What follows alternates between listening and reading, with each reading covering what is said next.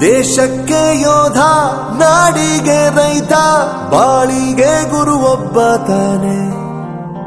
ಅಕ್ಷರ ಕಲಿಸೋ, ಅಜ್ಞಾನ ಅಳಿಸೋ, ಅವನೂನು ಅನ್ನದಾತಾನೆ.